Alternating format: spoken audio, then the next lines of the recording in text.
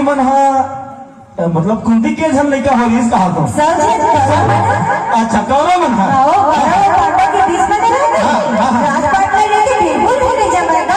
ओहो काबर हो अब राजपाट में लेके नहीं जमा थे सदी झगड़ा हो रही है। अच्छा बड़े भाई हाँ दोनों के बीच में राजपाट में लेके नहीं जमा थे बताओ क्या होता है